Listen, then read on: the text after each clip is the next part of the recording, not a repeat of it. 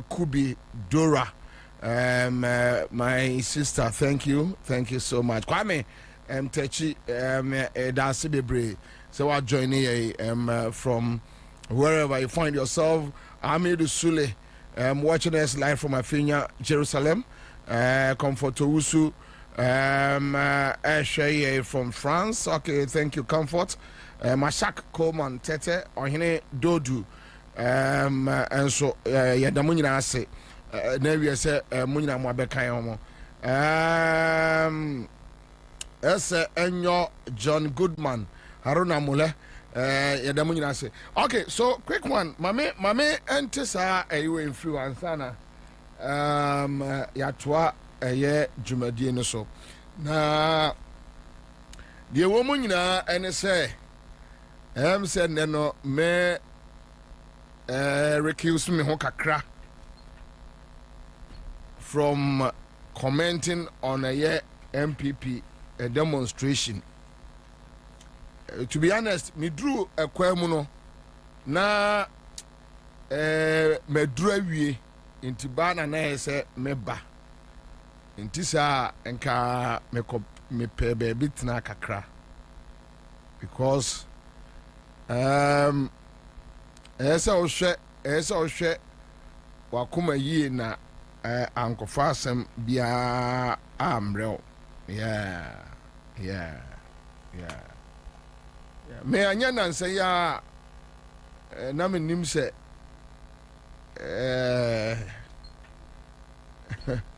obika you know wa make enemies for yourself, so it becomes a little bit difficult. The reason is maybe BSC I na me blame enipa no a oh me somebody ayira. I don't blame the thief. Ayana me busa me all questions. What happened? Where did I go wrong? Where did I slack? Me asem to me pet. The nipa no the year me no enya me problem. I start asking myself questions. And then I find me slacky here me nipa no ye me say.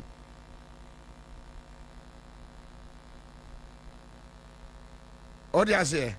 Aha. Ya na ehia me pa. Say ya na sa na ma na eba so a mame but because just I can't believe for a minute that NDC will win power within 4 months. You have these guys on the street.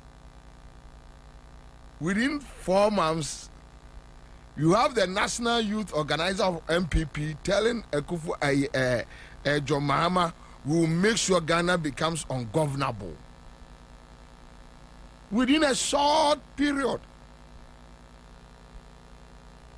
you have the minority leader slapping a policeman.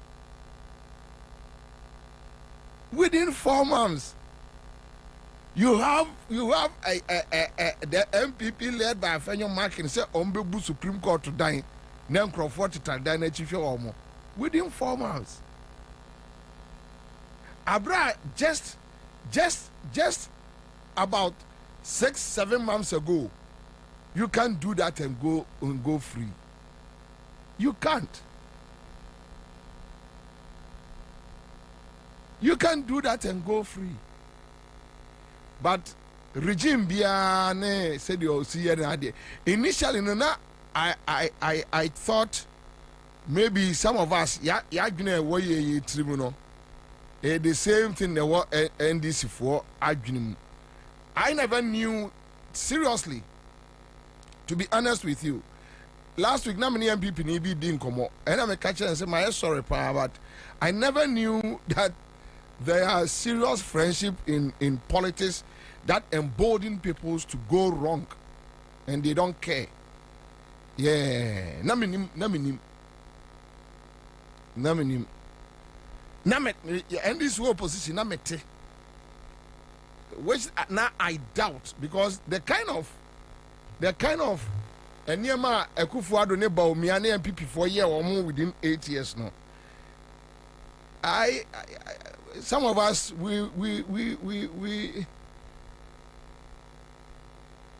we fought hard with the sense that, look, you hear some sanity in the system. You hear clean up. That MPP should be shut once and for all. Now, asumdue emra or mainumu. But I think maybe we need to go back to your old notes. Ne revise, you know. Because maybe I have come to accept it. Say na minim sanity. Yeah, I never knew that there was a strong bondage between politicians. We are friends, and yeah. I never knew.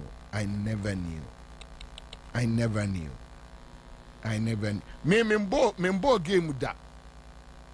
It has never obioned me from Love FM, from Asempa FM, from Hello FM in Kumasi. No, I don't play games. And especially when it comes to issues about or my issue, I don't play games. Minimi, but now I'm learning. Kakra. I'll learn. You know, that's why then can person me twime ho kakra no. Nenka ne man kasakra nenka eye. Because if I go back to my old self, if you don't take care,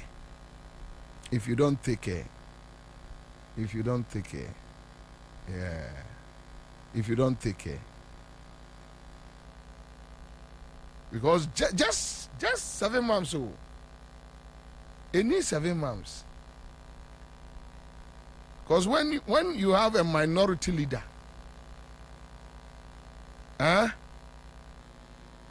when you have a minority leader, and within 3-4 years, then 4 months, no, and you say bia, omu luzu with 50% na NDC nya, omunya bia 48, be 49, NDC nya 51, and I say it was so close, 57,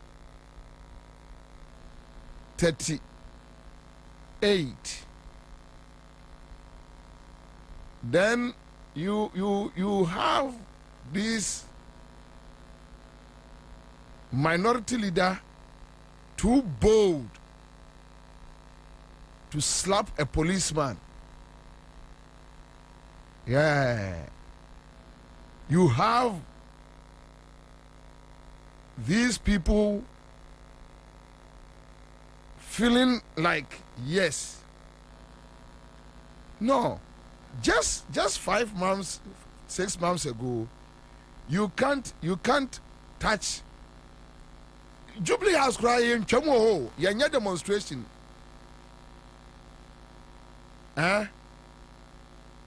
Jubilee House Okrano, yanya demonstration. Just 5-6 months ago, Jubilee House was yanya demonstration. No, you can't. Yen Chamo. You can't.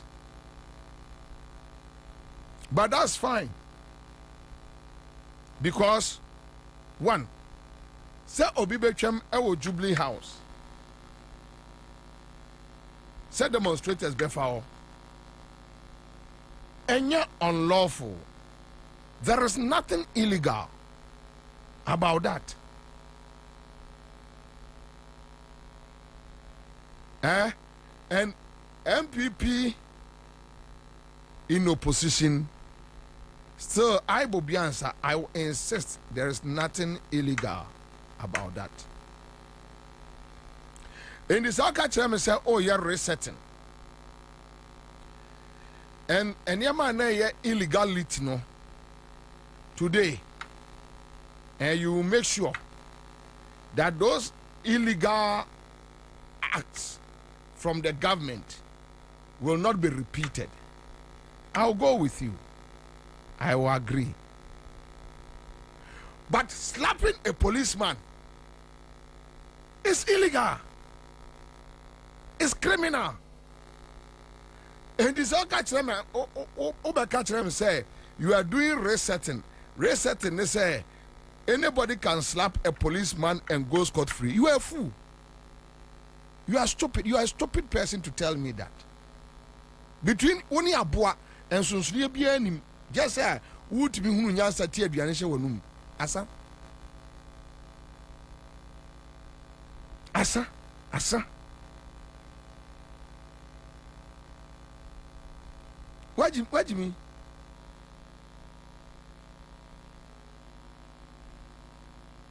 What do you mean? If something is illegal, I'm not sure so Obibo police near illegal for him to be dealt with. And illegal.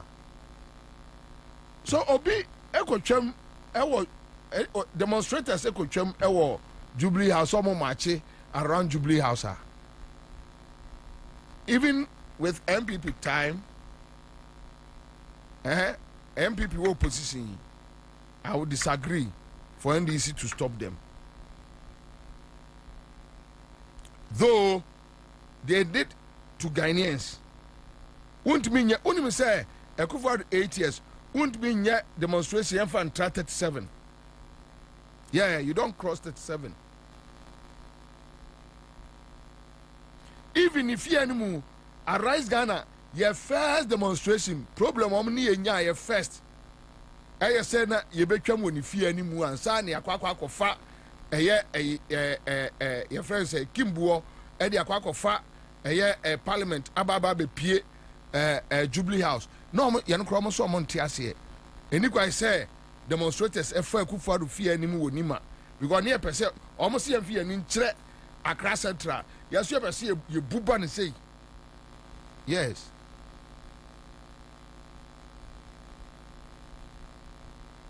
But meaning that and see that say MPP what power and any NDC leader in parliament will slap a policeman and go scot-free. No way. I don't want none of you and see that. And see that. Within 3 months. Salam, way at the radio so, at the TV so catch this for say they will make sure Ghana becomes ungovernable. MPP we need 2017 for 1 year.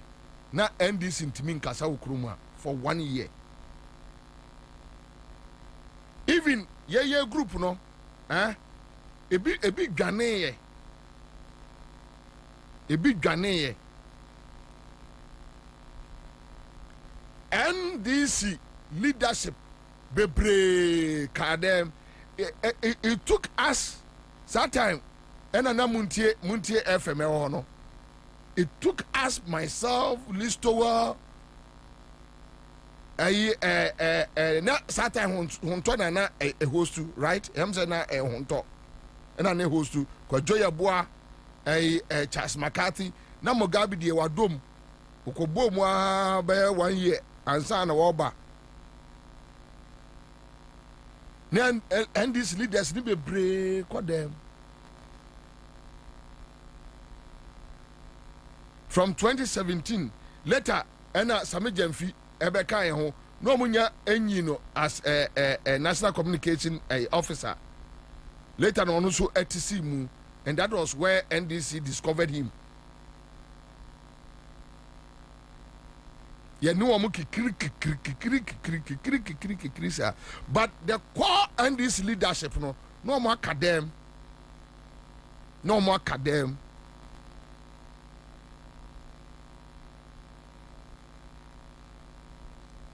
Well, Ubia Kashi.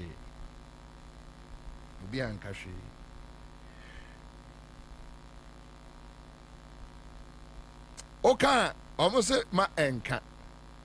But adeno abusua su. Abusua. Two political parties no. Tribal marks. Yeah. Ebinum ye timid. And they are afraid of the others. And they respect them. They seek validation from them. Who say NDC need two party?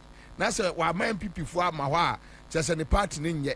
Some people for konoma find this ni anka omo ho a on feel good. They always seek validation from their accounts. Yeah. A common kwa, they look so timid. They can't do anything. When it comes like you use a green fanya dia a kaba. Okay, nipadi MPP for a fasono. And it will never cross their mind. Then campus abedru say afenyo marking ebeshi police ni assume. It will never. They are lucky. Afenyo ni MPP for any John Bodunum, they are lucky. And that is why you lucky. MPP for you lucky. They are lucky. They are damn lucky. You don't know me. A fabe be born 3 months, 4 months. Me see come more my dream second then come be see abonting. Today. Then campese. What about you Ansah? Ashe a police ni asum. Boom. Wash na asum. And you are so happy. No match go Supreme Court. Say me budine at to form. Now say nipa no ani di agro no obuwa. You will not do that. NDC for 1 year. For 1 year. NDC yenja omuna omu embu omaino. We need to give them space. Enipa no ani di agro no ombu. Obesa force ho amani bu. Ombu.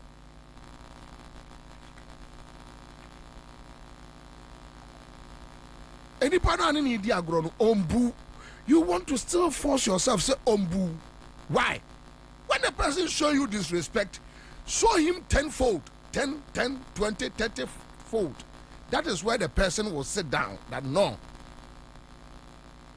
And I know Gabi or Chedako Frere will be a NDC or any dim coma. It's a NDC for cry and now for another and anime contocracy.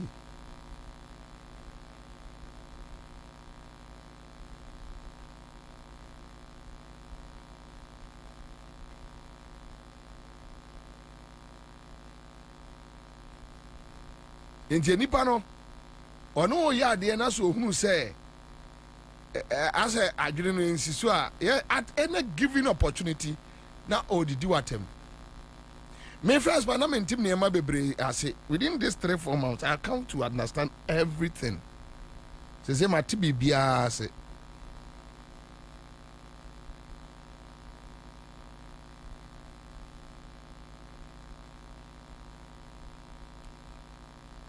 nti okasatia afenya tomorrow you become his enemy then he has the mighty minority ebebo mo abaso kwame mikasa pe friends Stevie Amo there no and I heard Stevie Amo say ono ma John Mahama warning. Oh brady nyankopo. Stevie moya lucky o. Moya lucky. Moya lucky. Na afabone. Afabo be bonne pa.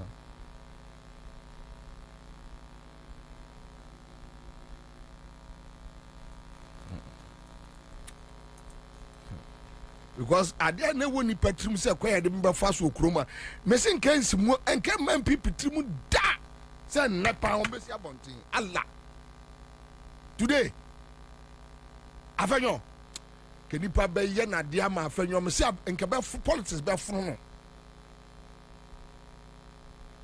because me MPP 8 years me famfa me san kwoto obia bianim no aka say uye me say ya me so me ka say di abo omo so no omo yi kipo BNI na afenyo aba is that afenyo one of the NPP leadership kipo a omo yi na ye nwanwa pa say ono na yesa na omo nipa no omo ni ye say ni say before no bet me at microphone me omo ye ne ma o. To sometimes it gives you that idea like, okay, so salam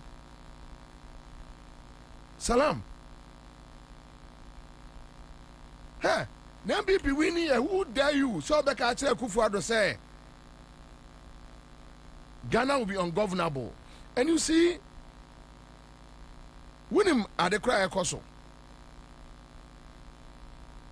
media me who be paying ontimi nya hwe omontimi nya hwe ontimi nya hwe.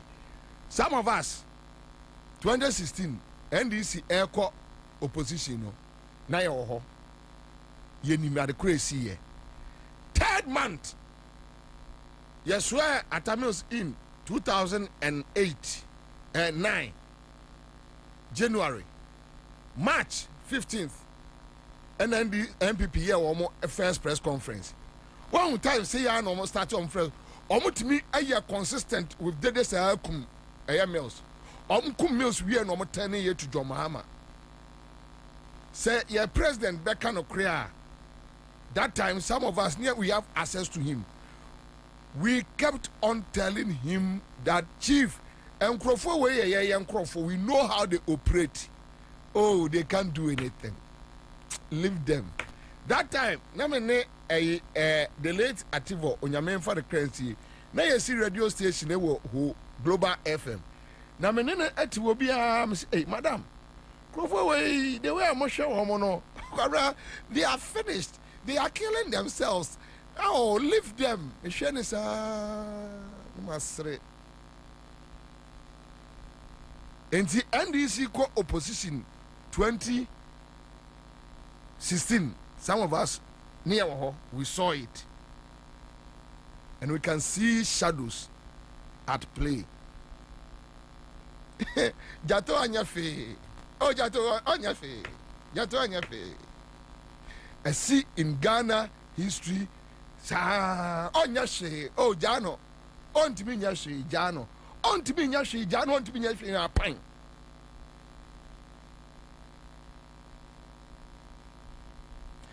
Wouldn't me say me no ka say MPP for Suman Crawford na Montri so ono mu di nkoba no mo abusa o wouldn't say samre ku betimi asi. I don't know wa encounter sa omo nkomo ni bi no. You understand this? Say nkomo mu di no okrom pa no no. Uno mu di nkoma and wouldn't say ku bet. Sometimes I get sad. The 57% na enya kwa o.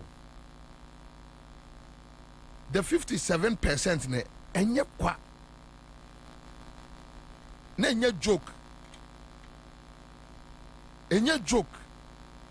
Enya say na Ghana for ebia there be enya joke. Afenyo be yin nsa bo police ni ya sum. And throwing his weights around. Yeah. Oh, kwaya jaji question. Omo fa so train ase.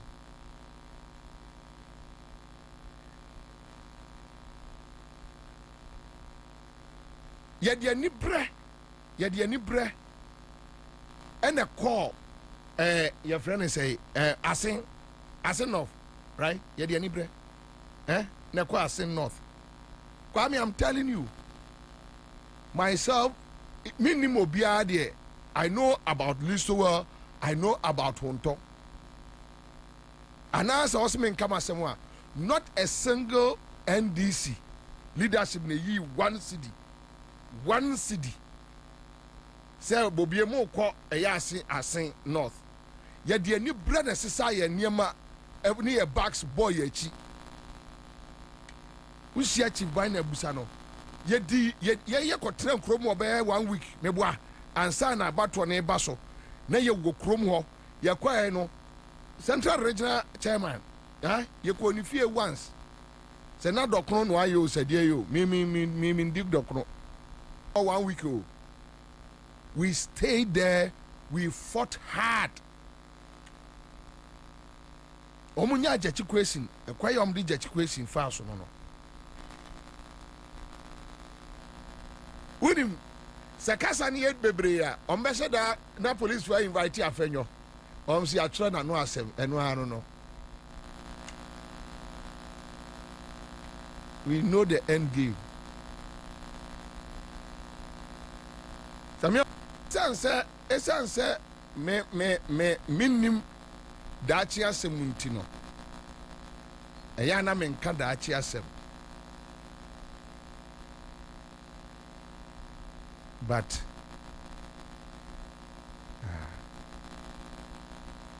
I don't want to go back to the videos. Ebema me home at more. Me home bet more.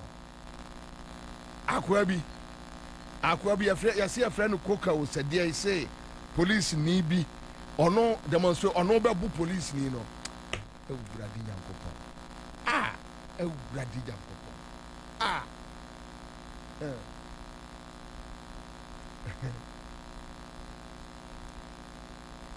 What do you fear? Anybody, whatever it is, why not you say obegu anymore? What do you fear? No, what do you fear? What do you fear? MPP. MPP a party is also wrong. Gwenum. Ayila ilala.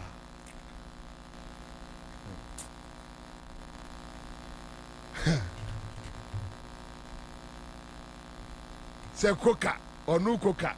Me share video no ba kubi. E ho na me say dum no because na me ho wo so.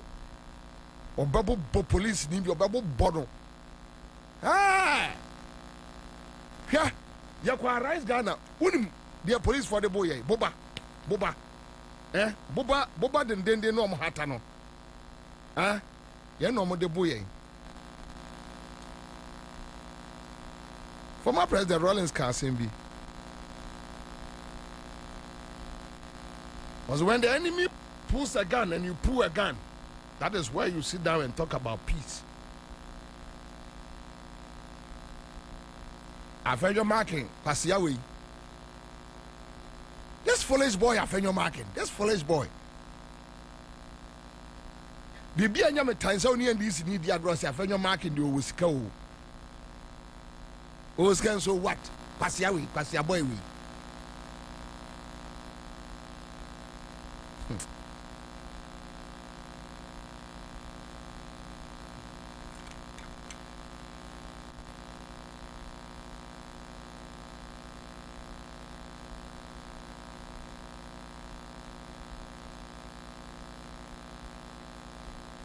Say society na ye you know pesca. Yeah. Everywhere. The society na ye you know pesca. You know pesca. So people don't care even to sleep with snakes and crocodiles. If only it's about money. Why you know when you be a ye kwa unkobi.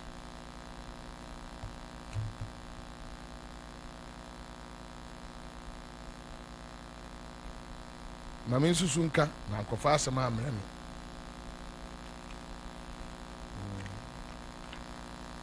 Kwa mo se topics no dia ni enye.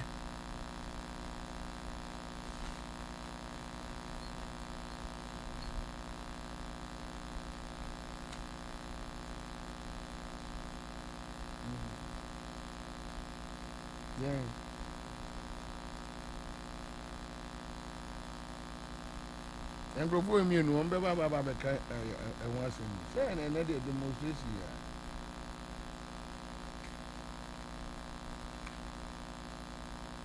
And I'm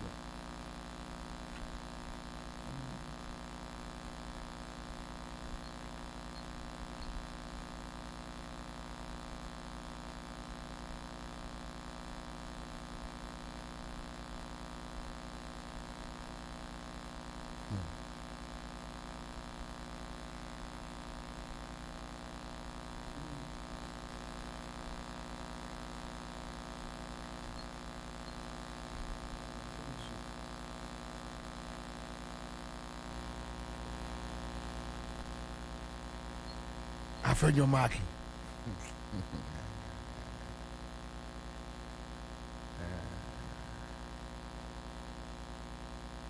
Some more. It's a very difficult situation. I ask him.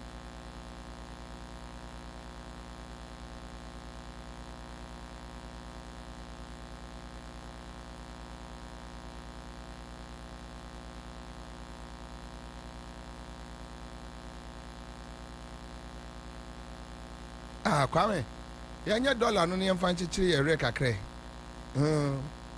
On kama ne nkosi aga. On kama ne nkosi aga.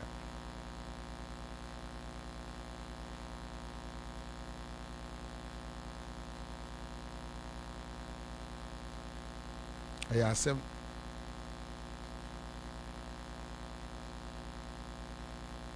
Ayasem.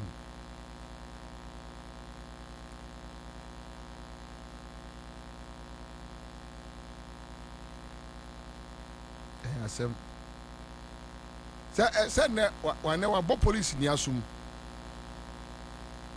I found wordy.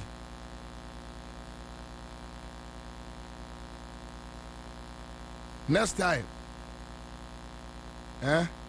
next time when your president no obeshida sum, we don't go next time, and you may be on Bayan or Parliament. Actually, President Mahama, you will see. Because so omo yano baku mienu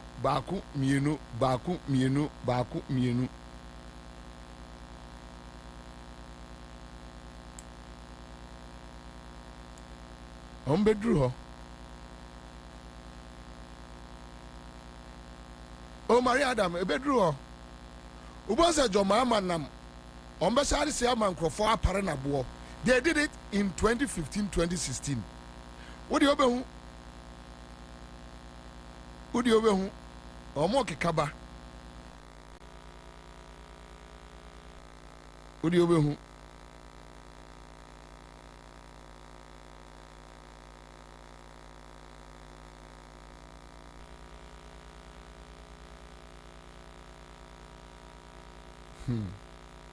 Yesi obi akoto dia ya aduane eni nsuo edia bre galamsey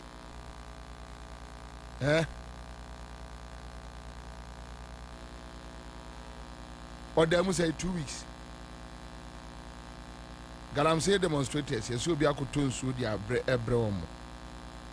E one people ni adwene mu no. Ye no eye illegal. Would duji jaomo ya onkrofo ni bi wa omo ba wa mo agimi ntino or send the text no say jimi ni na aba say you just ignore the person. One catch say obi ebo police ni asumwa na say wo jana ye na che say all reset Ghana ba jimi wo dwene say dia wa jimi complete. Why Jimmy complete? Only a boy, Miss Only a boy, and soon you be any. Aye, here, and this in the MPP, there is difference. So, difference, they say you allow lawlessness to go on. What about them? What Jimmy? What Jimmy? Because what boy, almost say, who did you be at him? What boy say, Adia, Obia na adwene so obema man mu aye ungovernable.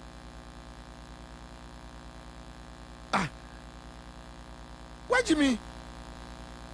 You are too stupid. You are too stupid to allow somebody to do this. We talked about lawlessness.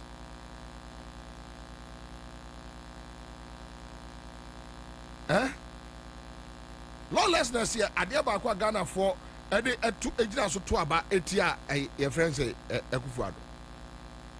And if you allow these people to go about threatening people,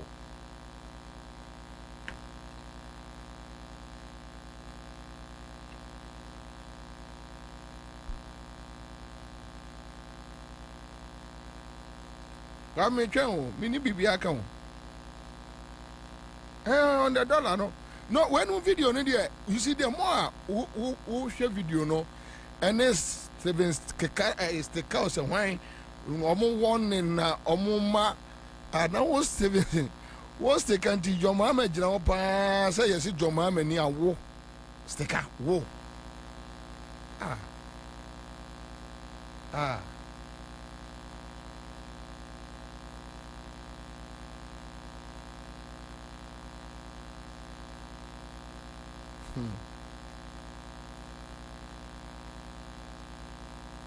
Hey, now, even before we need power, 4 months, me say, I feel more, no more the switch him for few.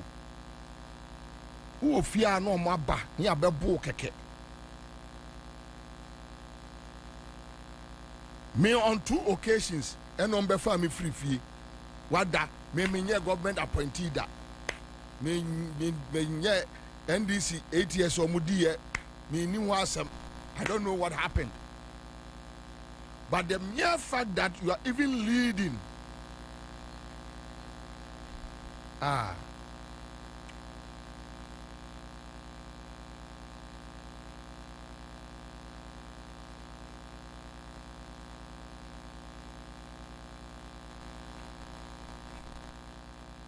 But, well, any day.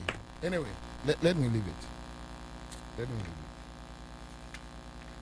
Dabei na 120 days na ebeso no 13 Thursday na ebeso but my own nice figures we are so part of our dollar rate in to say emame so now it's 13.89 13.89 that is the dollar rate never BOG penino a picture no to a mommy and any birthday so and Ora Johnson Esiama, right?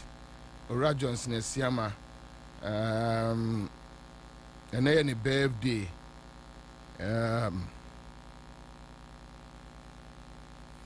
all right now I'm cast all the you know so so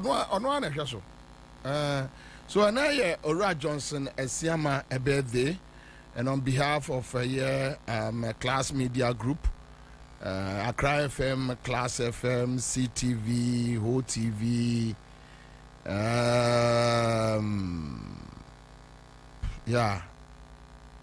Sunyani FM, Takrady FM,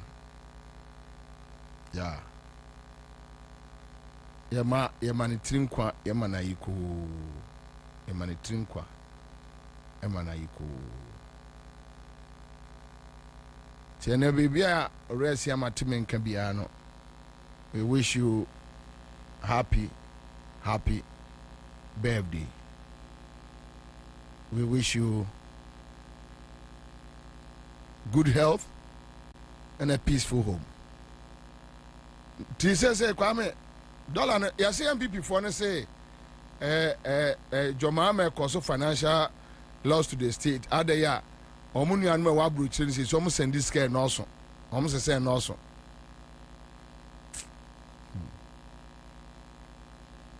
And I think Fu no for Fu and also to my we just hope say Sabita fracture and yet artificial figures being here. after 1 month, 2 months, na agye free Ghana for nsem ye bompa say ora Johnson Esiama edi say ya abeko na o metwa sika emfa ma NDC for any without enko parliament ha sa kronfo criminal no akwa friend say Addison Addison na Addison we timi atwa sika na omwadi omwia na omo are writing it off aye debt kwa nti you are writing it off no omko we are just hoping. So today we are doing 13.89 to $1 to $1 and a for no, which means you can't care so much send be breed the kofani mano. Say no eba form and the CD is appreciating. And I make us say ye bompire. Say bibia metin faso. You won't say IMF for mama warnings be or mama signals be. We don't know how best. Yeah, bind a bit me a hold it. Yes, I. And in fact, today, we any success and case ye di home come. Yeah. We any success and case ye di home come. But we have allowed them to do the narrative. What do you say? We have allowed them to lead the narrative in the baby omonopeno. Mbacho, they say this I say 13.99 and a petrol say 12.99. Why is that oil? Why?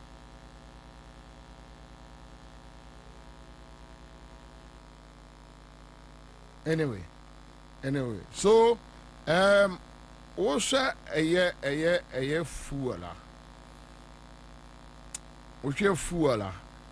We have daily exchange rates here. Then fuel because baby I'm calling a boy.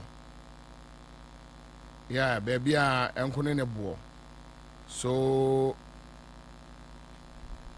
last week me okay, so fuel prices dropped for the 5th consecutive time in latest pricing window.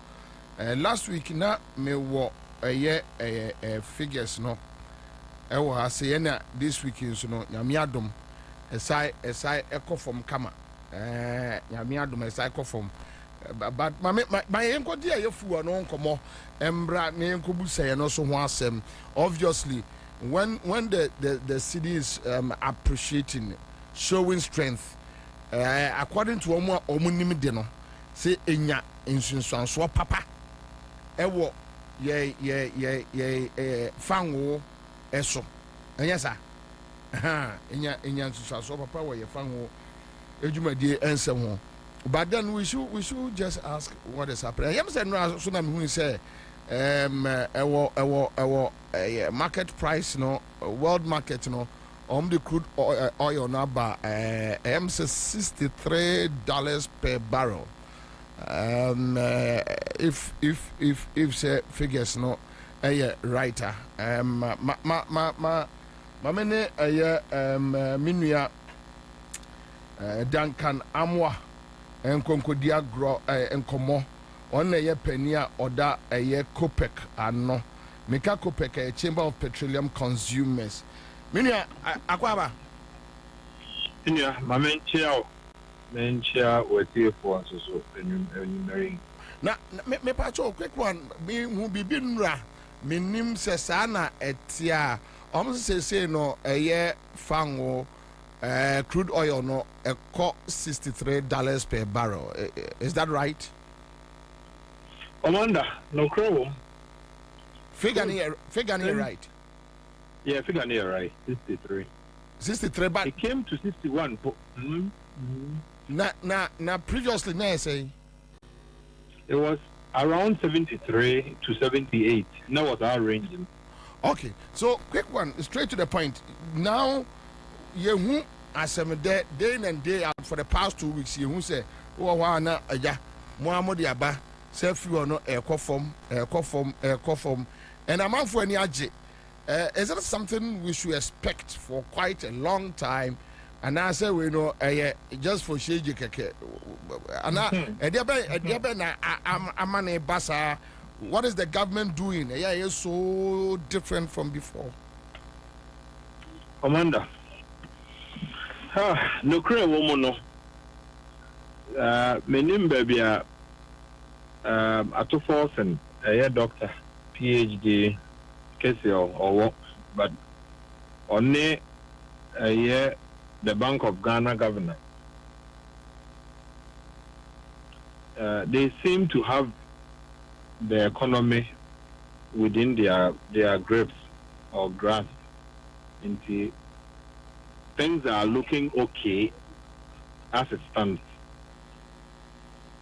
CD no, none exchange, and then 16.8, 16.6. As I speak with you, interbank echo 13.9 and 14.1. You see, and no any some significant gain with the city. International market has also been very good. In fact, offer petrol now and then around $830, $850 a metric, and then a number 590, 570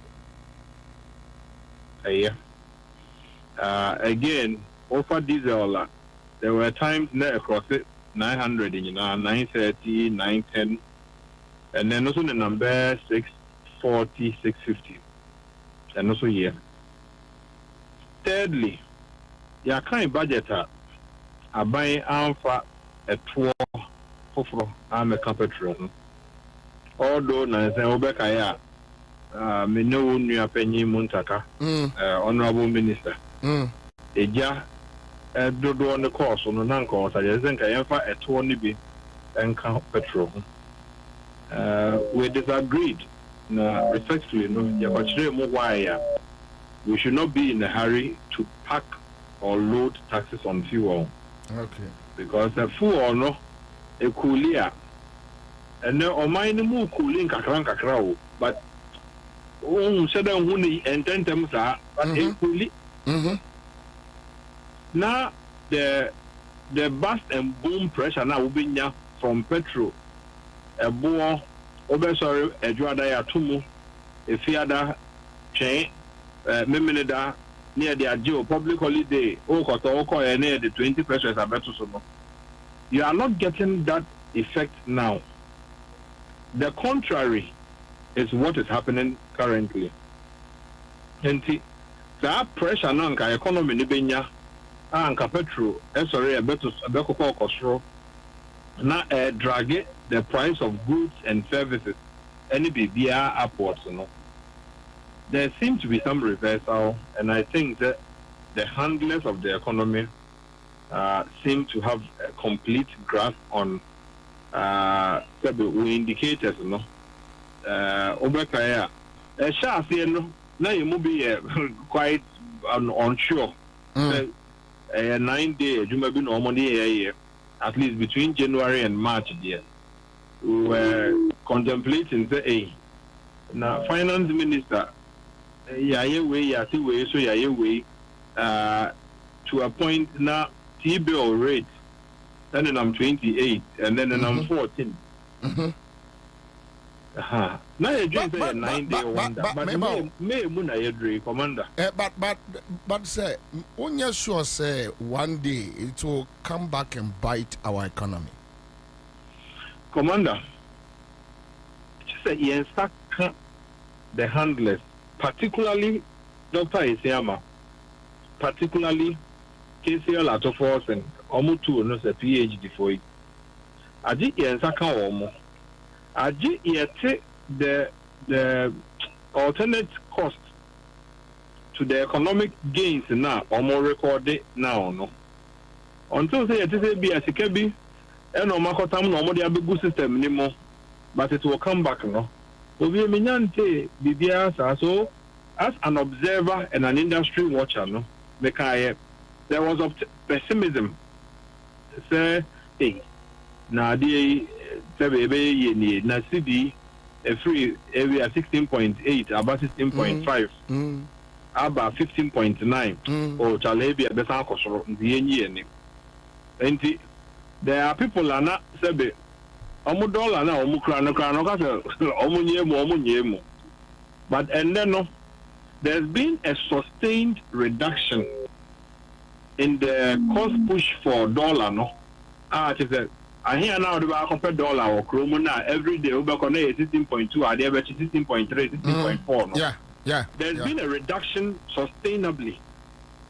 And it's beginning to sound to some of us as though the gentlemen handling the economy now no, have a fair idea what they are doing. We can only pray that, Captain,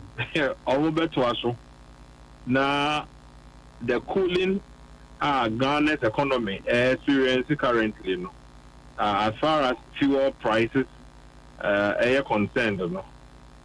We'll continue to see. So the Mekaya, no, I can't budget. Yeah, for tax back home. Rather, some of the taxes were taken out. So I buy it to me sustaining the whole say, Commander. I don't see how they will not do well. Okay, so my member oil industry no more. O share indicators no. Would you say? You bet me I enjoy prices work for me. You bet me I enjoy it. Commander, the answer for me will be just one strategy. For now, no, Nyame INA international market price IMP. There been a sustained decline. 2, buying so INA there. In fact, the finance people are all there. And we must also see the strategy that is adapted henceforth. Commander, strategy, no? I am discussing deliberate action towards fuel on Oil refinery, a role to play. Boss, a role to play. Energy ministry, a role to play. Again, BDTs, a role to play. OMTs will role to play. And our industry watchers would also have a role to play in formulating a sustainable policy. Commander, policy maybe I have discussed on your network. What you mean, a buffer to some boss to be idle at a time like this. What you mean, refinery be to set all idle at a time like this? Crude, I drop it to $63. There's a $1 kakra ultimate crude, at least 1 million barrel video benyabeto. Abe chinchim. But the unya kakra so now so betobi edi abesi e bosta. Commander, you are just doing what they will call hedging, no? Again, or strategic buffer, no, so no. You will be working at it and hopeful, say, you could sorry. Ghana for one can be shame. There's pressure in the Gulf. Now, petrol war, Amanimoso on the international market. We would have had something we can fall on. That is the strategy I'm discussing. But but my aunt now enfold hand and chetra. Now, enjoy the windfalls na yen.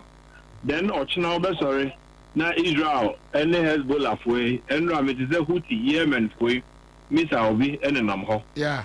The moment they come to those press, they will put pressure on say about 20% of global output of oil in that region. No? And one demand again static and now constant. Now supply no is hindered by 20%. You know, it is economics. Is it that we can hedge against that one? Is it that for the past 3 months, Tor any boss are they doing well? You don't know. You want baby are you now? Commander, of all truths, you jai almost the grace period within that 3 months, you know, to put in almost strategies and structures. They are not doing badly, but they are also not adding too much to what you and I are enjoying today. As I speak with you, Boss continues to import and sell. As I speak with you, the refinery has not come back to processing, but the terminal business there, they seem to be doing quite well. Is it all down to terminal business for Boss?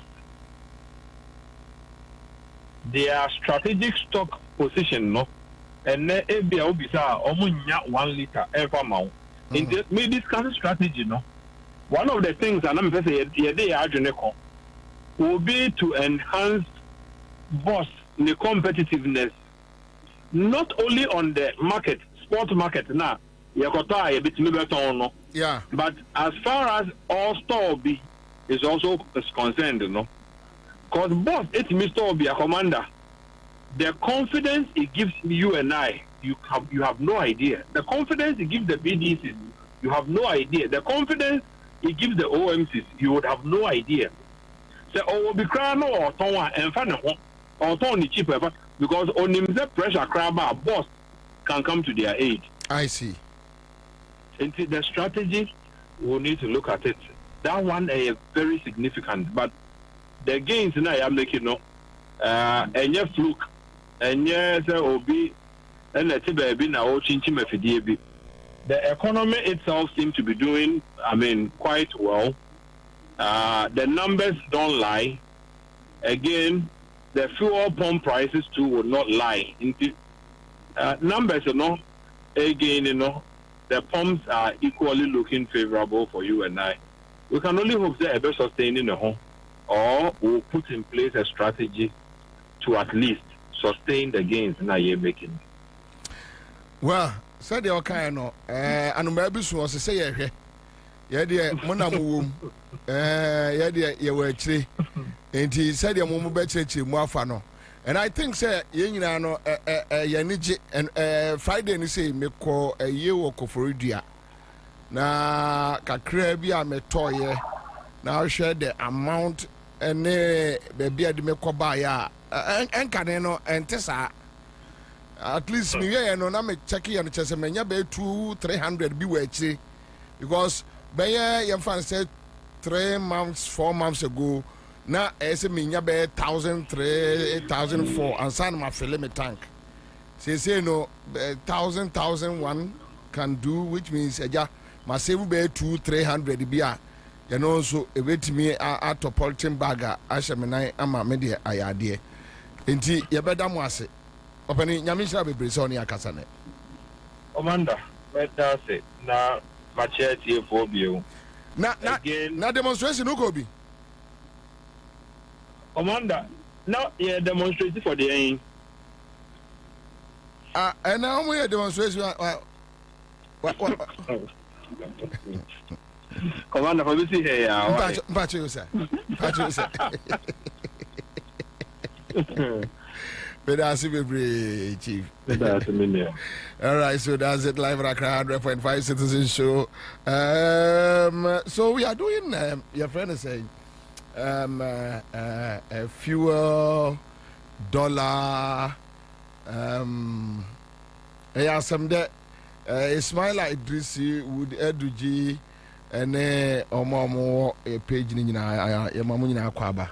Nana K Pabi.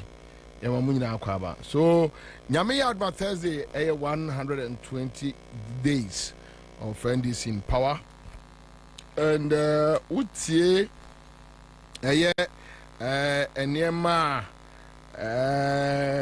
Yane smart Mosway. Yane smart Mosway. Na pledges nneɛma ɔmbobɔ so within the first 14 days cabinet ministers very ready na abɔ ano nneɛma no deɛ bebree. And look, my MPP foɔ a ɔmo nyinaa ka sɛ for the first time a president 120 days is really meaningful. Dede no a ɔmo yɛ no ɔmo nim ade koro. Dede no a ɔmo mpɛ sɛ John Mahama bɛka ne success story. And that is why and where I think the NDC should devise a strategy.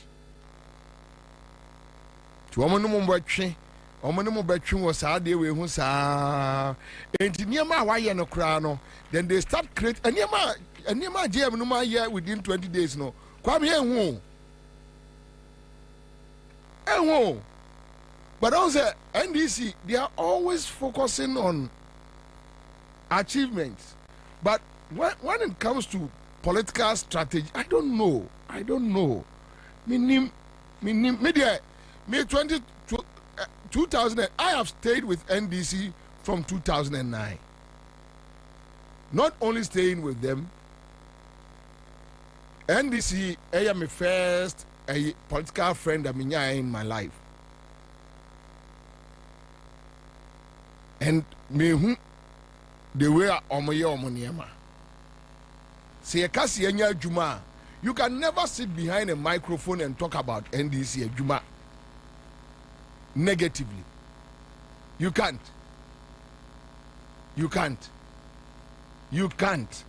Yeah, look, those guys sitting on Adom, Asempa, any other places, Mokasa. Look, sometimes, yes, you can understand the pain. You can understand the pain and the frustrations. That one, no two ways. Let's put 120 days down. Pick Akufo-Addo 120 days. They know Akufo-Addo to mean BT. A friend is a John Mahama da. Akufo-Addo Bawumia can never beat John and Jane. It's impossible. Look. For YE. For YE. Basinteli. For a friend is Erica Jane on NIP, right? Go to NIP. The recent Ejumera. The apps are my BB. A member of former Juma. And Ras and Ansah Munse Basinteli, Honorable Minister Muntaka, and the fire service. I think there's an agreement. A year or more day for a year nipa say 500. Lord, when ya modular you cut 300 Ghana cedis 500 almost form mainstream fire service. Emabro, almost form mainstream fire service. When ya model ni a community police near man 300 Ghana 400 Ghana. When ya mainstream, I saw it and I was so glad. I was so happy. Yes, it's a kind of my member tomo. But I'm happy. You understand? But all my you say, my NDC in come success story. Yes, that is MPP for you. And they have their own strategy. Unfortunately, NDC is watching them, just watching them. No strategy. You need to find a strategy to bury your opponent. Bury him. Finish him. Let's go. Finish him. Oh, Opoko, I do see about correct me. Sorry, 5,000. Wow. 5,000. Me who ye Basintele. And I was glad. I didn't know maninje. Yes, maninje. Because yes, me bottom ya da na chese o man no aye. And yes, me bottom ya da na chese o man na aye. And the 120 days, Charlie, ow. But almost put a strategy in place. Okay, so let's do it. Almost put a strategy in place that we will make sure that won't be and Kawasem won't be Saliu news. And the NDC should take deliberate steps to hold the media. Masa, be a radio station ma obiao. Be a radio station ma obia. You can use military thinking to run media. You can use it. It doesn't work. What does the person know? Yes, I've heard of jobs abroad, but I don't have firm grip on the nitty-gritties, the processes and all that. Zachariah, I will check. All these things are there. JM called Tamale. Tamale. Tamale, dear no call lunch and idea. Tamale, dear idea. National apprenticeship. You know, so yeah, under Nepa na Hawaii. Under Hawaii, Malik, right? Osman, they're different. You know, yeah, the ye, and Ambwa. Okay. Nti, Orokodo.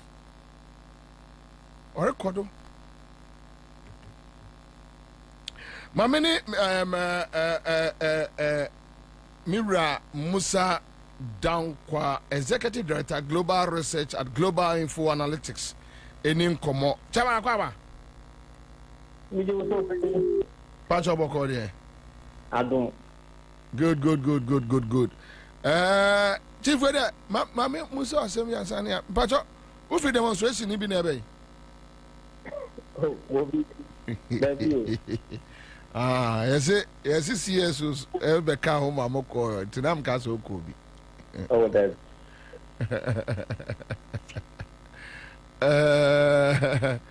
Anyway. Nyami Adma Thursday, 120 days of NDC in office. President Jomama and his Vice President Jenano Poku Ajiman, Prof. From where you sit, I know that definitely what your findings be ba. Sign us who are buying call amount for saying our more car, some more conducting research be figures ben indicators ben amunya. Yo, baby, I think so far largely so good for government in terms of perception among voters. Also overall direction of the amount of the China is in the right direction. Say baby yeah penny no one yeah tinning can be and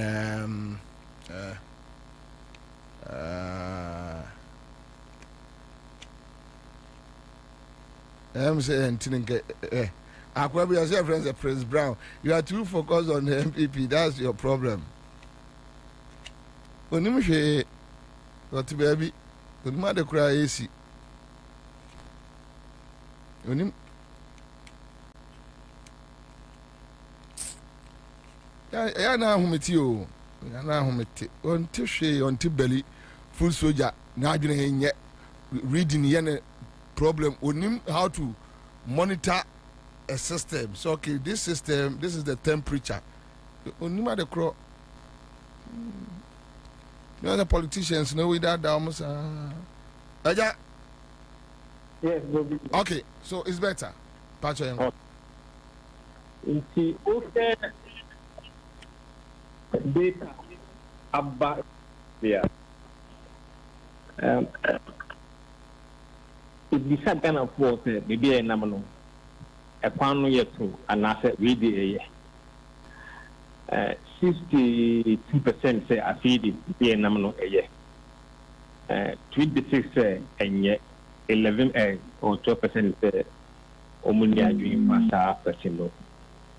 Oh, share or more almost say on penny book no more than I was do my national sano. A 66%. So one homodine. and at 23% say there be on mono humode. Share areas of Abina and Casamodimboa, almost 76% say very good or excellent in the first 3 months to 4 months of working. Share corruption, a month for say improve, 56% say it is improving, 14% say is getting worse, 23% say is the same BBS side. Share fighting corruption, 59% say yes, Abino air fighting corruption. 26 say there be among fighting corruption and swelling. So we share these key areas. You can see they have all moved in the right direction for the government. And then the last but not the least, a perception of corrupt institutions. First, not presidency, parliament, appointees, was so in other surveys. But the current survey, police, even though Omudasro, second, immigration, third, the judiciary. Among the bottom panel, ministers and government officials. Among for whom say affiliate, omunya corrupt. Presidency, last but three, omunya corrupt. Parliament try last but 6. So the political class, this time, as a omu ranking low in terms of perception of corruption. The question is, can they retain this position for long? Mamimbusa, what about corruption? So, what about other indicators? But issue about cost of living. Sesiana, you check a dollar rate. Now you bet share fuel, but issues with cost of living. Moya Wajma. You bisa indirect question. It bisa about standard of living. And a measure of broader matrix than just cost of living. It know what cost of living is high, but people can still afford to buy things. Into the cost of living a bit of subset of the standard of living. It bisa standard of living 51% say it is improved compared to last year. 14% say IOS. 30% say NCSI. And 6% say Omani opinion. But what we are doing in our next survey in July, it will be specifically about cost of living. But Mabunu Kasa, about November. So let me say the last quarter of last year, there was so much agitations in the system. Mabunu unemployment rise. Mo check Mabunu no komodie no almost say for the first quarter. Across every demography, young, old, people are now optimistic about the future than they have ever been in the past. In fact, if Bissau say, are you optimistic, say, your standard of living will improve in the next 12 months? 65% say yes. They are optimistic it will improve. Actually, say, or more expectations say, Nema best for the better as the year wears out. That is why they are optimistic. And this is the highest we have seen in the last 4 years. I see, but among my reasons. You have been some reasons. But the point is that,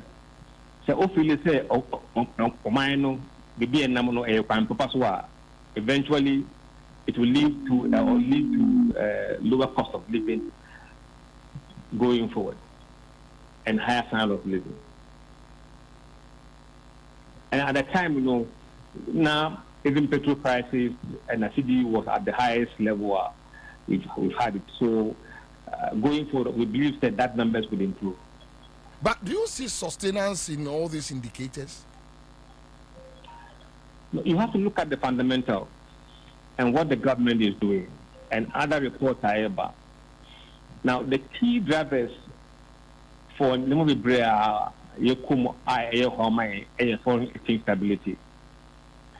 Foreign exchange stability affects price of water. For example, my example. Say, we share Ghana water. So, almost your tariff almost share the element of producing water now foreign currency related. Maybe almost materials with dollars. Within the pricing mechanism for water, almost use foreign exchange. So the higher the foreign exchange, the higher the tariff. The same thing applies to electricity. Almost the power with dollars, kilowatt per cent. If the dollar is higher, the cent per us, to us very high. It means that the next window of pricing, the PRC they use lower exchange rate. Maybe at the time of year tariff, they 60. On the review, they will use maybe 12 or 13. That means the tariff will come down. And most of our imports, dollar related. It is a dollar no call for more. It means when they are bringing things to us, they won't bring them at a higher dollar rate. And they affect the cost of living and many other issues. So foreign exchange is very, very important. So almost to stabilize, I think you will be able to stabilize it. I see. And another angle we should look at things is that, budget discipline, higher budget deficit, a weakening currency. If you have a finance minister who is going to kind of be disciplined in the way he finances the government now, it reduces the pressure on the currency. So once he's able to do that, now to meet a liquidity,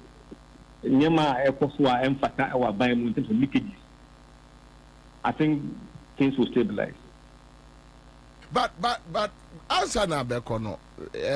Say America Caribbean Germany won komo amanfo di the Russia Ukraine blah blah blah war yes Israel ne have for say and then all of a sudden sound commoner die out and people are now optimistic that the future is bright. Meanwhile, these world battles are still raging, are still going on.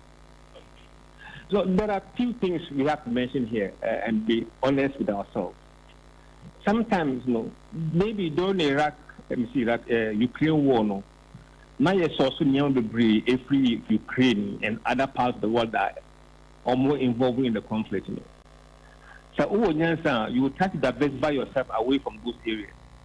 So, be affect now fertilizer if Ukraine and Russia there, look for alternative source because it's a so with time, most countries in the world have been able to find alternative sources. So the Ukraine war is no longer affecting economies as it used to. And come on, buy neka. And come on, young Crawford na eka.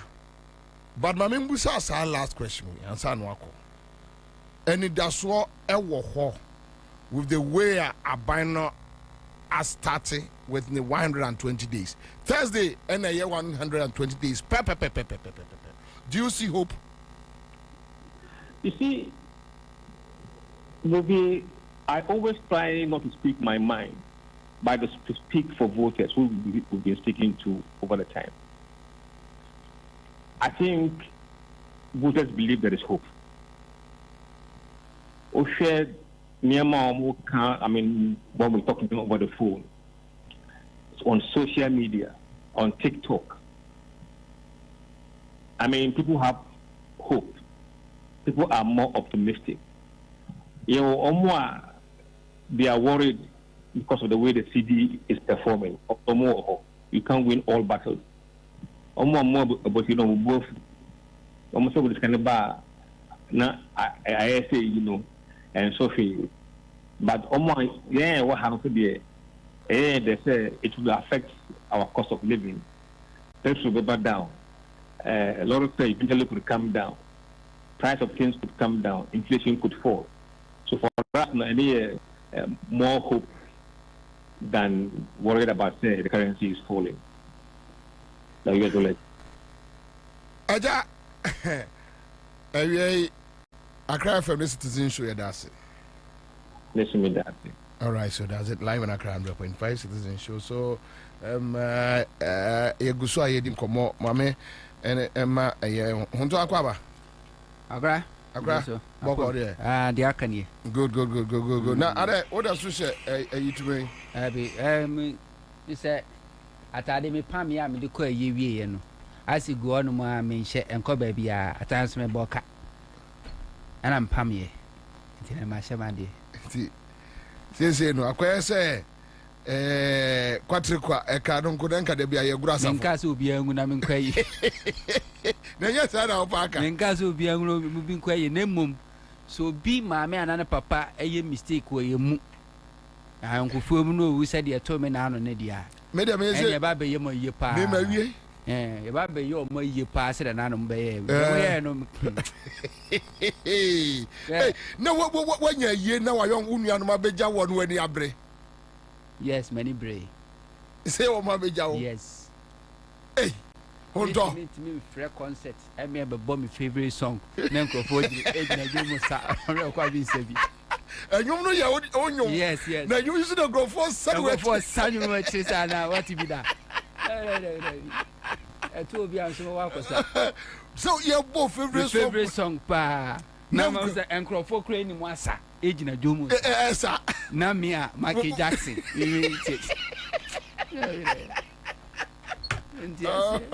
Oh, do Bompire say, me Mompire, name so be the mistake. Done toward the from now, what you that, the bidding now, what you did, the 40 days, a year, never see us here, cow. Anyway, so, I think the one dollar rate. And I'm my menchia, Spetanie. Michelis too. Na yenia agbesi segbe fiasi o mi se otie so chia oni. Oh agbesi. De ho ye. Isa agbesi free se ne papa ba ye. Ne papa eye yohunu ba ye no. Ye nhye da hu agbesi course biem. Oh. Now I IG was say you answer that bay. But Bobie ma memfa abasbody enkoma eye omom ye in charge of Ghana security before I remember dollar. Wahu. Unim say last week wahu Akwabi was say your friend no Alanyo say ono no ye NDC financier Emma asasi bi e wo Eastern region to pon ho baabi man so twen ekofa bad boys from Boko. Oh Emma mo buy ebom nante makomaku enum tuo po onye so obom meprom omoku omu nyina na so omo ye langat enum omo ye num.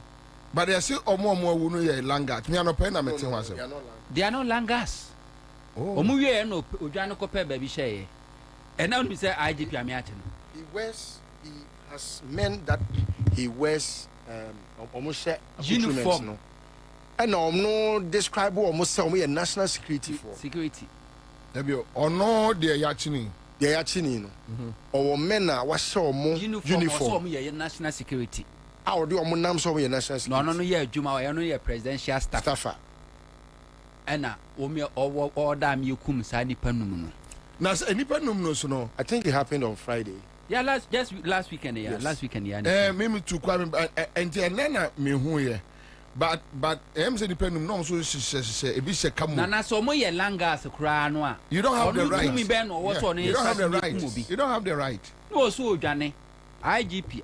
Ya chino ama bad boys no conform from Bokono so mnim so mkofa Kumasi a obi an mi se sire mu dia wa na efa to mo fa central region na akoboko omo aso ya chi omo ama akode ati omo de ba ye na yi nyina ya chi omo good eno na nchen mo se na no ba video bi ba vara ma bi a Ghana ni ba bi a na ya kidnapping no na de omo do omo ko Nigeria demanding for ransom the IGP and the CID any Nigerian police or Macabum Army a call rescue Munama from whom this said, Yes, Damper no, we be I who be. Enti, Yera, your own wash as ye. Yeah. A Jumana shas ye no, no call Boko. Dampare rented press in Onkroban try to do their own things. When I walk ya, I catch them, Mabuni say, Omunya or Makuji.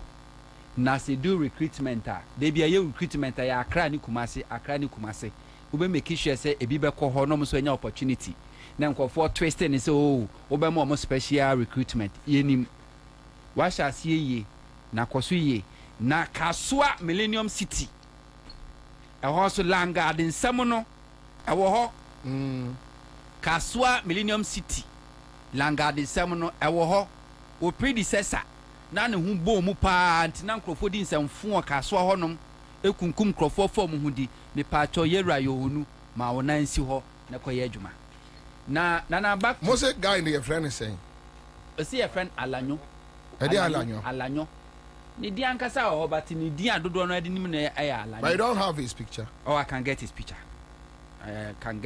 and his full name krawa ha sa ko we so no contest NDC primaries no na no ka kire nkrofo say oye NDC ni no oye presidential staffer and ono national security de eye ni fie na se no pay and oye ni din de Samuel Achuforsen aka Alanyo Oni. Let me see. Mami Oni, this is the guy. Also a presidential staffer. Aye, this is the guy.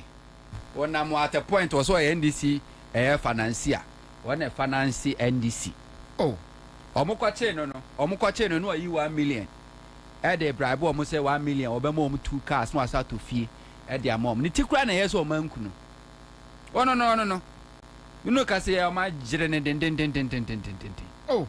I'm a bad boys no call for mu free boku. Bad boys no more boku o mu di nsansem fu na o mu hihye kire o mo no call for mas am na nche. There be enipa o mo kuma no o mu nyina free. O me Ghana for like o mu free as for a crow mu free so na minim but they are all Ghanaians.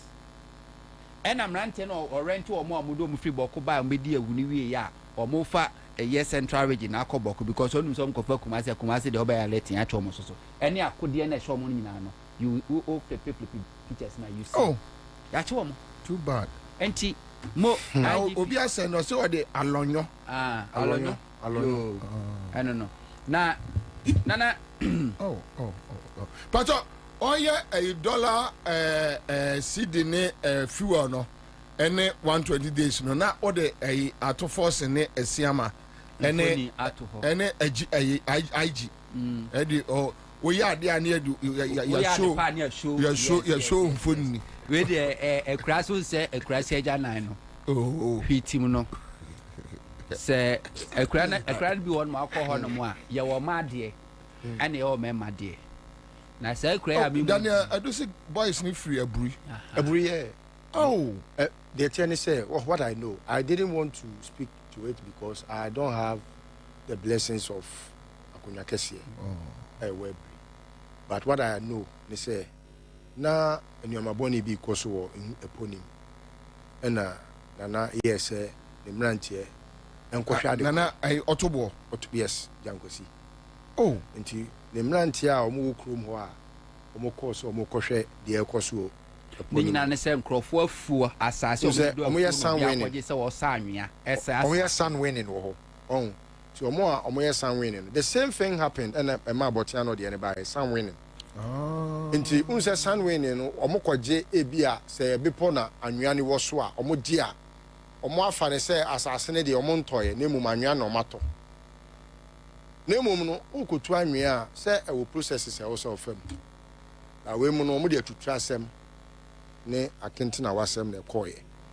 Nti emabu na wo krom onom no omo yi ohene asutire na wo se ohene so opo akire na omo ekohwe na anye bia no mfonyine a emrantie ne penifo no dia beto nanim no won san kɔ enkotwa ensan manfa mekire ni san so ohene nkonwuram nti omo kɔye no ɛna ekoye se ohene si ye mehwe na afi yesane atuogu omo so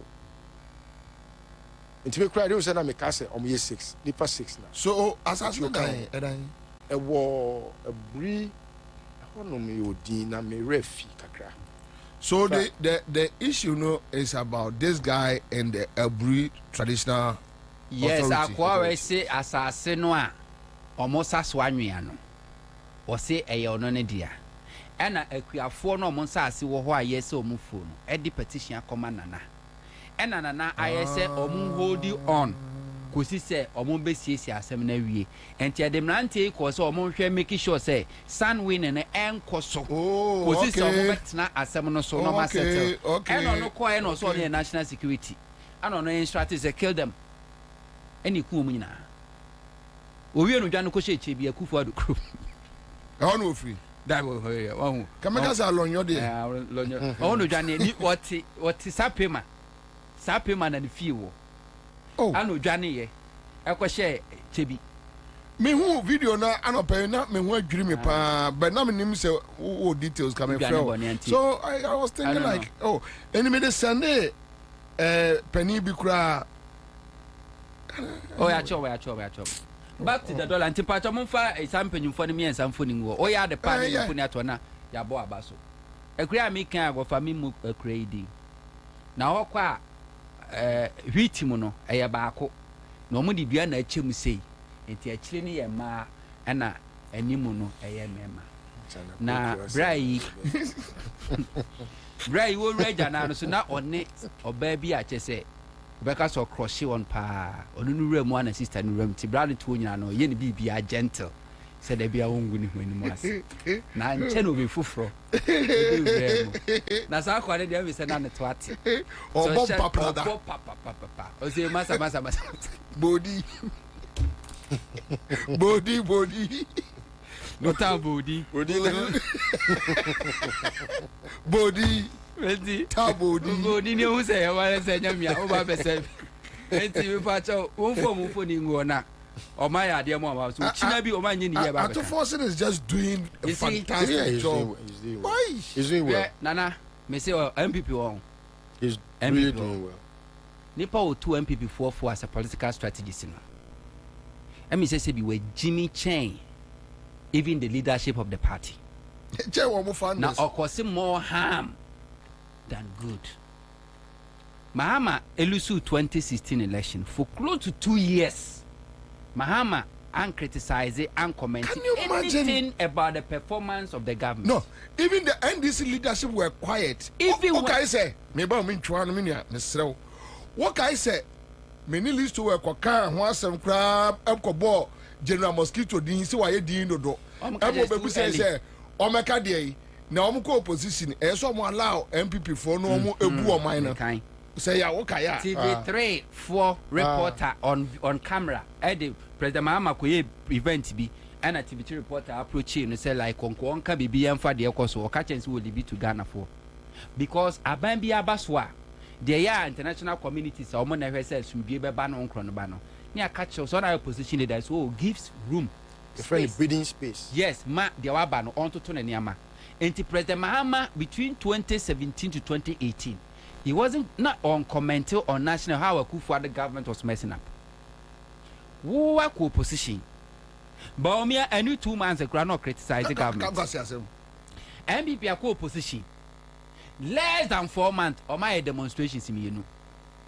Last week or my demonstration flopped one. And then or say another flop demonstration.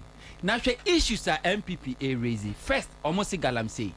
Okateche Kwame a free for a leading member of the MPP. I only bought me share the same stage. 2016 they Kufuor share the same stage. 2020. Okay, o papa achievement and I say Mekaba be sure. To the man penny phone one I mean Magana phone into Mufuni go about my basso. Okateche Kwame a free for and Kufuor. Yehu MPP national executive, regional executive, constituency executive, police station executive, ministers, MPs, presidential staffers. Our mutu galam say one call demonstration. Who are by opposition less than 4 months also hear demonstration against Galamsey. The same Galamsey demonstration a mabunmi kwaya year before 2024 election. I chair about 29 of them. Edo mukogum ya bro mu pray pro mu do mukogum maybe them for even almost a month no.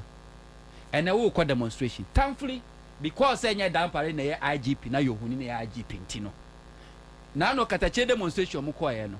Ya nchi obia, ya mu obia, ya mpra obia. Wo mo di aduane ni nsuo bre wo mo no. Ya mu obia nchi obia nkwa nkotum. Nanso ada dampare ya kufu ada dampare. Obi eye demonstration obi di aduane ni nsuo kekekra bre no ne ye che ne de no kokotum. Ye che Ghana mabunu makomako 29 do mu kukugu afiase bi di bosome. Ene kire o se esono sebi adwen ene sono nyansa. Esono experience e de ekoso anda kufuado woni wa kwa demonstration. Ye preventing Ghana for enyamana mko demonstration aside ko bra sport abotu to ba ya enkrofo rem no. Ene under IGP Johonu MPP for demonstration mienu ane on record on camera afenyoma kan yi ni sabo police ni asum na so yanya ne hwe but minim say edania omo nim se wo se mra ya adwuma se ho na mo anche no a ene the video no akọ viral yewra Yohonu make sure say afenyoma kan sa ni suba phone ni suba tantan sa aka bensem to trasem bonesem wudi wa esa bo huriye moja mpani trimu da upe politician trimo sum na onsuro nipa moja onya nipa moja ohunu sede se bi wo hu sede akwada hu chocolate no a eya afenyoma ake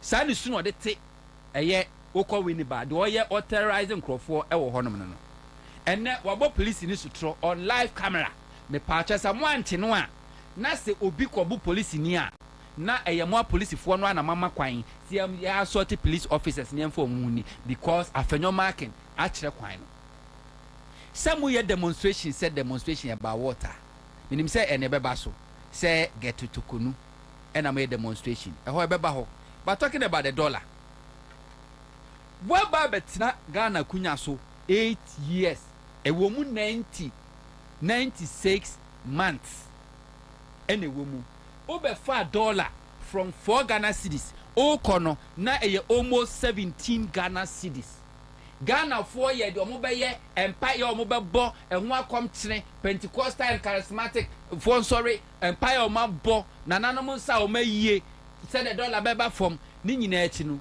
you left dollar almost at 17 Ghana cedis Ghana for 96 good months and ne we predecessor who the can say who successor buy 4 months we reduce dollar from 17 Ghana cedis to 13 Ghana cedis.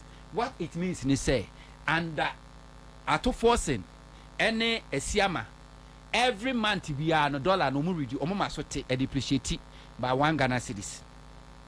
Now we are kanana a Greek policies and share enyansha scientific in government policies and kasana ensha scientific in the mere fact say the finance minister making sure say yenye wasteful spending na sika kakra won ye manage no enama dollar no eba from enti by the time I feed Ghana ye bedua sabre kwa fona hya se edua ye betwa sa anuane na ebeba a food import eso beti na government programs ahodo a wode agu akwam he say eye importation so beti no nana by the time I feel obekọ na wiye no Ghana yetie ya ebetimanya dollar less than 10 Ghana cedis market on the wall you bet me dollar less than 10 Ghana cedis.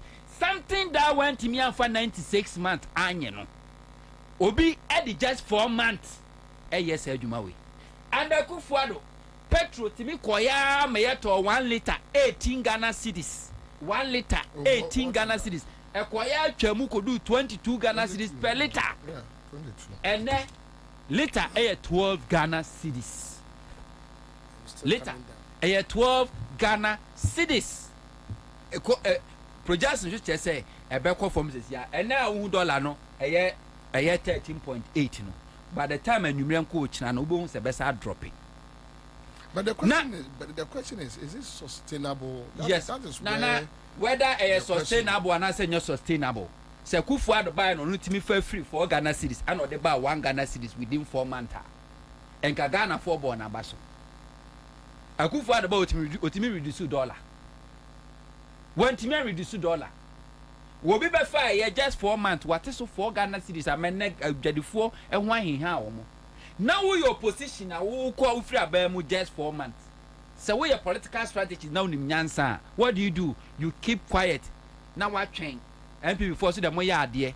One, I'm sure that me shit about state properties, market, no more shit, no more shit that year, no more create artificial security. You keep quiet, because he say a buy no be from na buy no from about baby. Would you when I buy the idea Ghana for ban a basna so be or yet? To send MPP or yet and Crofwanko.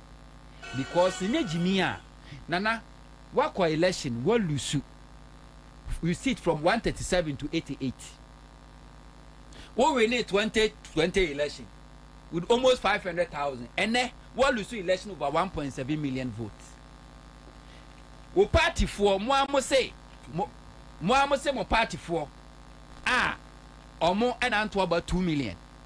Muntimin koye and omun kotanase and show more how. And woman come out and resolve it. Musical thank you to an amco and a Korea Sena Kuti at all. And ya 10 year MPP mu dentist bebre wom say that latest dentist a wapia ya bronye. I was say in Saben Kumbe Vra Kennedy Japan na ne sen na de no wadwiri ni nyina gu.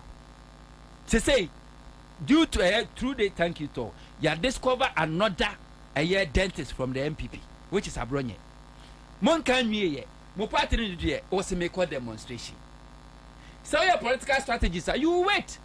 The man ye ba sam hon cry Ghana fo hi amena me no ka say ko fa ballot box here meto aba say MPP nya even 8% kwa na enyame because Ghana fo na trase hu say mo ba e na mo ye nwe we sent monkeys to do bad job enfuin kwakuo enwe aye suma mo sam nkoya no madwuma because na Ghana fo be free say abo kwakuo ni ado enfuin omotinia so omotimi ehope from one branch to another branch and into no adwuma anoma betumi aye no address betumi aye eno de mamo ena mo prove say no you can never send monkeys to do best job because anoma wotimi tu every dua ba akoso kosi dua ba akoso na emo ma de wontumi nye saa na aban papa ba no toto ne ama obetena se no wo mu masa tie simonten se wo ye wo ye kire when the dollar echo form. Now why do you all divert attention? Nana, we cannot divert any attention. No. We are living the reality. They are so comfortable, they are living the reality. Ma'am, no be the form of China could Dubai, Kofania ma'am. They are living the reality. A driver for or more auto petrol, private cars, commercial cars, will be how much the high cost of fuel, ekum Ghanaian business, no, and echo form. No. They themselves, they are living reality. And you want to catch Ghana for and nothing can divert Ghanaians' attention. Talking about Mahama 120 days. And then ya obi akwache Mahama cars mienu. Brand new cars. Were disclose as a donate cars na yamfa nkoma aban. And then Mahama say na point is a man declare more assets. Said the date no deadline or share no so no. Wo 3 months salary yentua ye de kwa akoto sa ayefan ne de ba behwa pomode Mahama ke ye de kwa akotum. You can never get this from anywhere. Anti MPP na no beka say exercise futility. One, they are not demonstrating to create any awareness. They are only showing omu solidarity to aye omumada tokunu afidie yi no awoko. And no amount of demonstration said the tokunu na kasa kai no you can make or see no amount of the noise. The law can make all the noises. You can make all the noise, but the law is the law. Ubet my demonstration biya wope get to Tokonu is never going back to the bench as a chief justice or even the Supreme Court judge. We na juma oko na de ba kwa many can say MPP for say the judiciary is under siege. Now I say coming mami kabia mamono na I say na sometimes and come in the bottle na me jama ma offer and me jam ho contem na me jama ma offer no afa de akanyina me fa 10% na 90% na essence aboa bia bedi waduane a eya enye ya se kwaku an nsa hia sekan wodi waduane a eya papa because kwaku ne nsa ye my 5 said nipa de tie no a enti na eya na abufu na ehi say ye nipa ye de ese kan sabe so sika ma do edua bro na kwakuo si dua so hwe yen ye do no hwe ye dua no hwe ebro ni ye do ase no hwe enyi obebu awe mreko a wono ne nsa hye sekan a wono senko obi akura be kasa na nkanye MPP for say judiciary say really you and the MPP momo penso ena a whole judge or painful or bad painful teenager mo wo di asem already mo bad boys Delta Force etumi akọ bu security coordinator come and me economic aspects we discussing different. I think I will have a very good show. Ya kanin na abom a o ka say it of a maybe sis ya list of the oyade no na ka say o ya kanin na abom a ya kan nya list sa na open no say pictures no go na o ka demonstration ona na say yawie yawie ho list sa na open no afra sa ana wa afra hini wo ho ayo to aso oba pim for a charge o teenager already makwa akobo regional security coordinator ene ede makwa akogina court edimu kogina court wa na munua no masa akọ vandalize court sorti oba pim for a judge she has to run for her life muwie a na masa bribe the same judiciary no before cry ebedi masa munum sam court ne ebe fine mu 1008 na wuntumi akọpẹ 1008 amamu de ahye mu botom judge nya pronounce judgment say I fine mo you are hereby fine 1008 na no matum botom ma iska mo kwa kotua first of all we the counterfeit akoto wi our court down eni achewo wakobu security coordinator ye do court so akwa sort court as vandalize court. This thing happened under MPP. Nobody condemned. Nemum de Kufuado ye and say even before cry be do masem na Kufuado ka say they have shown remorse. Omache nu hu. Under MPP. Kennedy Japan and open president edi. I sen in ade nko an egu nanum abronye the dentist oba betwini nyina egu enche. Etimi hwe high court judge anim edi na attempt threatening life. The Kwabena no high court judge ni di na attempt threatening life no. Onu mo be ye victim to justice. Kwabena no the eni ne eboa. Transfer sa judge ni kura fi sa case ni so am eni na asem. Ama Kennedy Japan fa no hu die. Sa ni ama we nyina si. You never say judiciary was under attack. And holding the Chief Justice to account. Holding her accountable before law, before the law. You hit history to say we a demonstration. Yeah, koka. Nano Professor Kojoyanka, former minister, and I think Rollins, no education minister. Nanamona money. So kind of AUCC. Nyanka or Nankasa Nano or Tro write ups be very beautiful. Who read here? I say yes. I'm inside no Trono.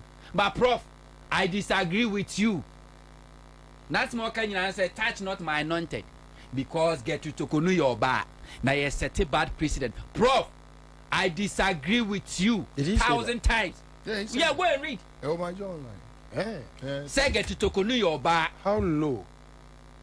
Yes, sir. You victimize a ma. Now, for Supreme Court, a year a judge for na better than a man who cry just 13%. And President Mahama should take his hands off, get to Tokonu. Prof, again, I disagree with you. And I know someone somehow now was born out of your personal relationship you have with Get to Tokonu. Because when Chregana Mrao Bebia and one any precedence bia say mamina ya dey say we under 1992 constitution rule of law and no one is above the law, and he who asks for equity must come with clean hands. Won't mean na akunya taxpayers etua de ama wo enhye rope enhye gun entna ho embetwu makeup and kikacha lawyer for say sit down because you don't want to hear them speaking. We are no jeli obi kunu so nko fiase because nipa na practice are corrupt and as we breach Ghana law. Now you yourself no we are corporate. No. 2015 someone can Loretta Lamptey Shrat, Saron na boss. Ye throw petition to command President Mahama Saron na president. Say maame no ayi su public fund Ghana for sika 182,000 or the then or they call renovate official residence. Eya aban dia. What they call renovating or team 182,000 Ghana to the President Mahama Jinedi. Sabre ni ante Professor Yanka. Yante MPP for Obia and Kasema many oba. Na President Mahama etu sa na mo no. Oba no odi nani. Yante Professor Yanka. 2017-2018. Charlotte said in the baby we are getting yes in Kofobe petition. Eda Koma president. Charlotte says, oh, president, me part of me copy of the petition. I want to know whether they about me. Yes, it diamond. Yet they call my petition, no my Chief Justice. Sabres of Yakufu. And no to be an anokase. The current constitution, the process they appointed the Chief Justice. And the process they removing the Chief Justice, and you're fair. But the same yes for Yakufu. One no, and a Kufu the man back pass. A bribe petition against MPP for Nankasatna Jubilee House, a true petition. And the command no, so only Charlotte said.